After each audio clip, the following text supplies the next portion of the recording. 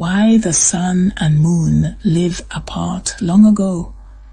In the time when the earth was young and full of wonder, the sun and the moon were very close friends.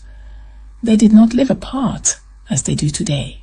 They lived together in a beautiful house near the edge of the world, where the palm trees swayed in the warm breeze and the birds sang from sunrise to sunset. The sun was named Urun. His light was bright, warm, and full of laughter. When Urun rose in the morning, the world woke up with him. Birds flapped their wings, roosters crowed from rooftops, and children ran to play on sandy paths. The moon's name was Osupa. Osupa was calm, gentle, and quiet, and her light was soft like a mother's hand on a child's cheek. At night she watched over the sleeping world, and her silver glow helped travelers find their way home.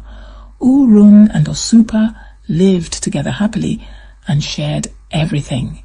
They cooked together, cleaned together, and looked out over the world from the porch of their home. But Urun and Osupa were not the only ones in the sky. There were also the stars, the children of Osupa.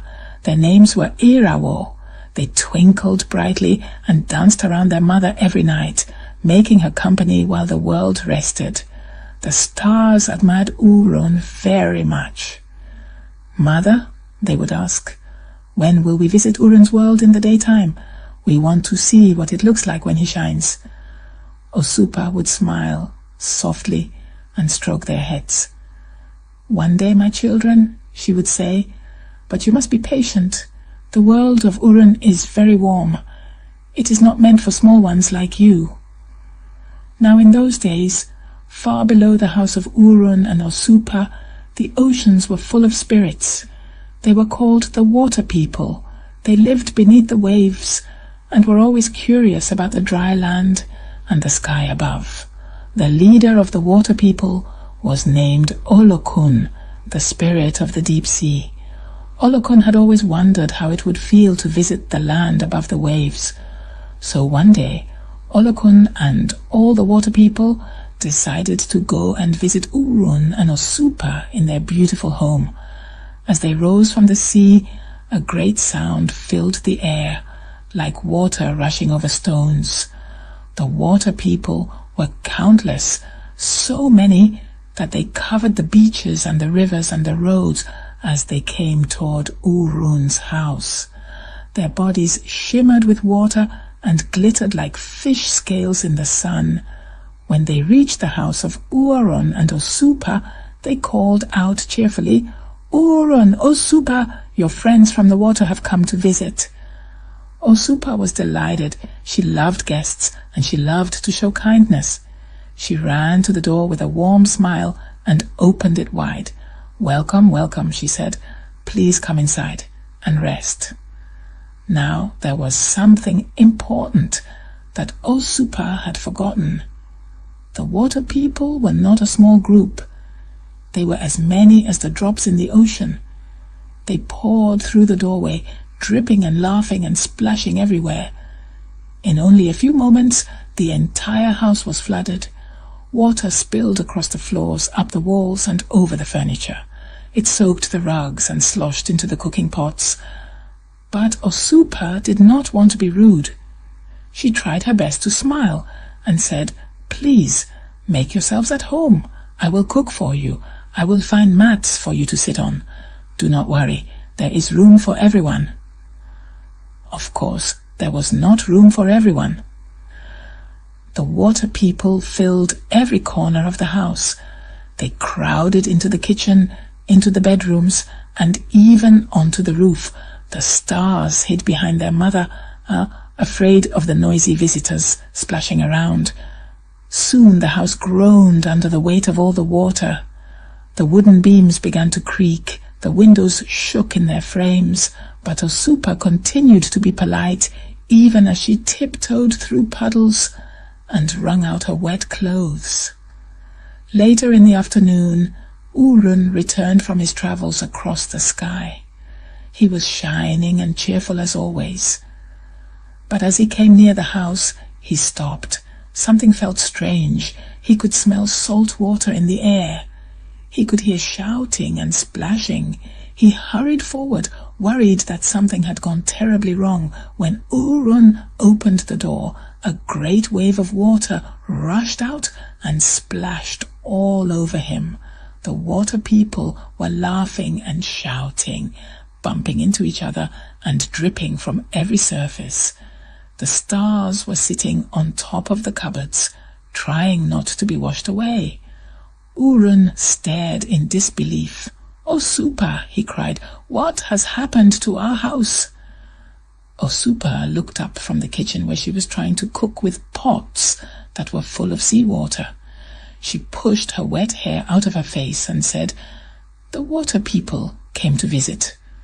I could not turn them away." Urun shook his head. "But Osupa, there are too many. Look at our house. It is full of water and guests. We cannot even stand properly. You should not have let them all inside." Osupa looked sad. "I did not want to be rude. They are our neighbors from the sea. It is good to show kindness." Urun sighed. He loved Osupa's gentle heart, but he worried that kindness without limits could cause trouble. He pointed to the walls, which were now swollen with water. "The house cannot hold them, Osupa. It is not strong enough." Just then, one of the water people shouted from the roof, "We are hungry. When will the food be ready?" Another called out, "We are cold. Do you have blankets?" A third asked, "Where shall we sleep?" Urun felt his patience slipping away. "No," he said firmly, "this cannot continue. The house will break. Our children will be frightened. We must ask our guests to leave." But Osupa hesitated. "It would hurt their feelings. They will survive," Urun replied. "The water people belong to the sea, not to our living room." So Urun walked to the doorway and called out in a loud voice, "Water people, we are honored by your visit, but our house is too small for such a great number. Please return to the sea, and we will greet you from the shore instead." The water people looked surprised. Some looked offended. But then Olokun stepped forward. "We did not realize our numbers would cause trouble. We only wished to visit. We will return to our waters now." And just like that, the water people flooded out of the house, down the hill, over the grass, and back to the sea. The house gave a great sigh of relief as the last of the water drained away. For a long time after that, Urun had to dry the floorboards and repair the walls. The stars had to shake the water out of their hair and fold new mats to sleep on. Osupa apologized again and again, though Urun did not scold her. He only said, "Kindness is good, my dear Osupa, but even kindness needs wisdom." Now you might think that Osupa learned her lesson that day. But the truth is, the heart does not change so easily. Osupa still believed that guests should always be welcomed, no matter how many there were. A few days later, when Urun was away again, the water people returned. This time, they brought drums and shells and fish to share. They knocked on the door and shouted, "Osupa, we have come again." Without thinking, Osupa opened the door wide. Come in, you are always welcome." And just as before, the water people poured into the house, so many that they filled every room and covered every chair. Water splashed over the floor and rose up the walls. The stars climbed to the rafters to escape the waves. When Urun returned and saw the house soaked again, his face turned as red as a ripe pepper.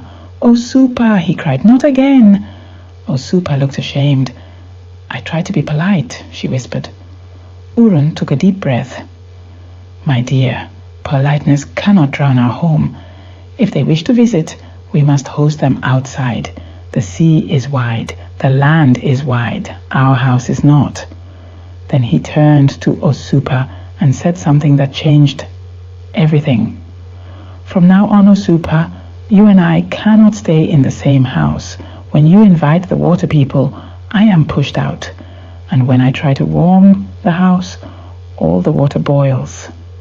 We must live apart." Osupa's eyes filled with tears. She did not want to leave Urun.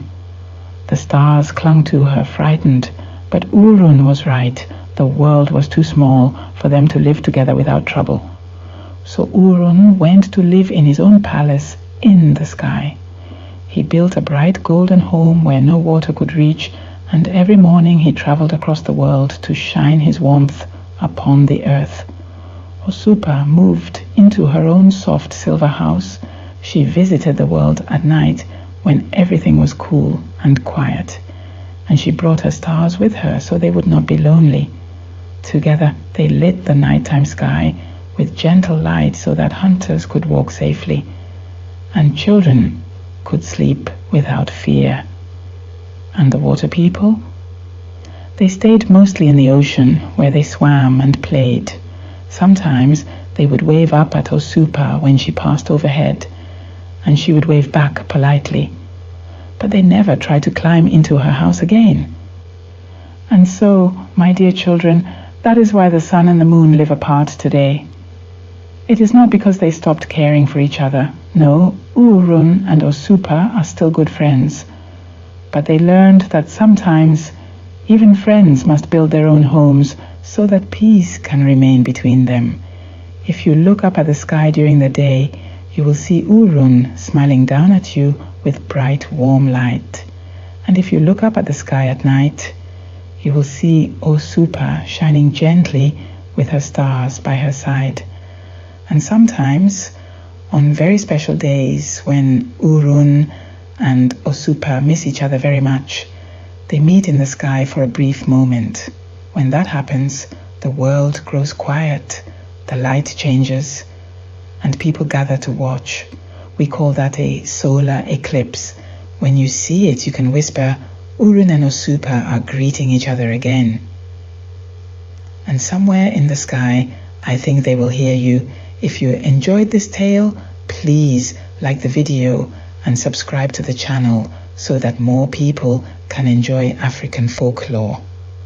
Until next time, be good and stay safe.